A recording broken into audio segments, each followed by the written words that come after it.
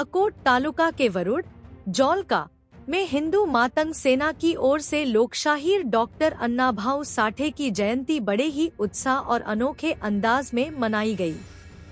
इस कार्यक्रम में गणमान्य व्यक्तियों के ज्ञानवर्धक व्याख्यानों और भाषणों ने उपस्थित लोगों का मार्गदर्शन किया। इस अवसर पर महाराष्ट्र भूषण और सप्तखंजरी वादक सत्यपाल महाराज ने विशेष कार्यक्रम प्रस्तुत किया। उन्होंने अपनी प्रभावशाली शैली से श्रोताओं का मार्गदर्शन किया। कई गणमान्य लोगों ने अन्नाभाऊ साठे और प्रथम क्रांतिकारी गुरु लहूजी वस्ताद के इतिहास पर प्रकाश डाला। कार्यक्रम की अध्यक्षता हिंदू मातंग सेना महाराष्ट्र प्रदेश के संस्थापक अध्यक्ष गजानन उर्फ तात्या सोनो ने की। अपने अध्यक्षीय भाषण में उन्होंने युवाओं से गांवों में व्यसन मुक्ति कार्यक्रम लागू करने का आह्वान किया। मुख्य आयोजक हिंदू मातंग सेना अकोला जिला अध्यक्ष गजानन भाऊ अवचार थे। उनके साथ विदर्भ महिला अध्यक्ष सुष्मताई अवचार और हिंदू मातंग सेना विदर्भ अध्यक्ष श्री कृष्ण भाऊ चौहान भी उपस्थित रहे। कार्यक्रम में हजारों की संख्या में ग्रामीण शामिल हुए। सर्वात प्रथम मी महाराष्ट्रातील सर्व हिंदू मातंग बंधू भगिनींना व त्याचबरोबरीने सनातनी विचारासाठी व या सर्व महाराष्ट्रीयन जनतेला गणेश चतुर्थीच्या गणपती बाप्पाच्या आगमनाच्या सर्वांना शुभेच्छा देतो।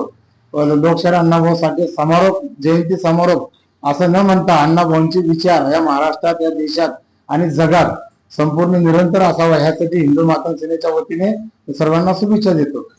आणि पुढचा तुमचा प्रश्न जे असेल ते संघटनेच्या वतीने मी 100% सोडण्याचे प्रयत्न करेन। आपण मोठ्या उत्सवात पार पाडली या संदर्भात लोकशाहीर अण्णाभाऊ साठे हे जयंती एकच दिवसा न मनवता या पूर्ण महिन्यात आपण वेगवेगळ्या ठिकाणी मनवतात, तर याबद्दल समाजाला किंवा इतर आमच्या प्रेक्षकांना आपण काय मार्गदर्शन कराल?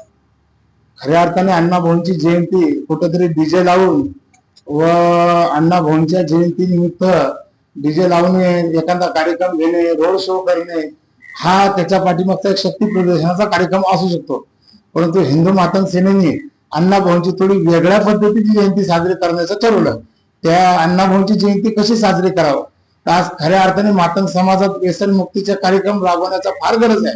आज जर तुम्ही आम्ही बघितलं तर मातंग समाजाचे जे तरुण वर्ग आहे, हे तरुण वर्ग कुठेतरी दारूच्या व्यसनाधीन फार अधीन झालेला दिसतो आपल्याला। तर हिंदू मातंग सेनेच्या वतीने जयंती साजरी कशी करावा, तर आमचा विजन असा आहे की गाव पातळीवरती वस्ती वाड्यावरती अण्णाभाऊंची जयंती त्या तरुणांना एक प्रबोधनात्मक कार्यक्रम देऊन त्यांना त्या व्यसन मुक्तीच्या कार्यक्रमातून त्यांचे दारू व्यसन जे काही व्यसन असेल ते त्यांचं सोडून त्यांचा परिवाराचा त्यांचा कसा विकास होईल, त्यांचा मानसिक विकास कसा होईल अशा पद्धतीची आम्ही जयंती साजरी करतो। आता तुम्ही बघितलं असेल वरुड जौका अकोट तालुका ह्या ठिकाणी अकोला जिल्ह्यातील सर्वात मोठी, अकोला जिल्ह्यातील म्हणण्यापेक्षा महाराष्ट्रातील सर्वात मोठी जयंती समारोपाचा कार्यक्रम झाला। त्या जयंती समारोपाचं आयोजन आमचे जिल्हाध्यक्ष गजानन भाऊ अवचार, आमच्या महिला विदर्भ अध्यक्ष सुषमाताई अवचार आणि श्रीकृष्ण भाऊ चव्हाण यांची कालच हिंदू मातंग सेना विदर्भाध्यक्षपदी नियुक्ती झाली।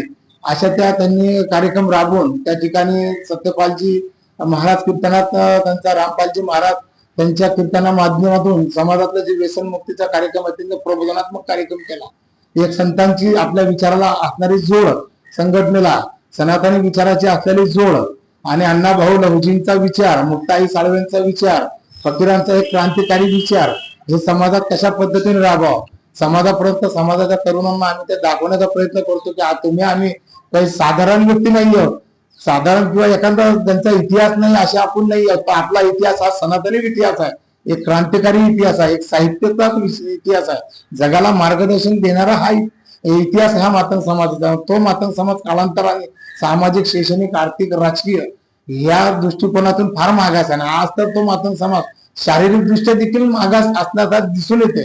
सर्वात जास्त रोगराई, गरिबी, आमच्यात व्यसनाधीन दळलेले तरुण यांना सर्वात प्रथम आम्हाला त्या प्रहात आणायचं आहे की जेणेकरून आम्हाला सामाजिक भान असलं पाहिजे, राजकीय भान असलं पाहिजे। अशा पद्धतीने हिंदू मातंग सेना संपूर्ण महाराष्ट्रभर काम करते।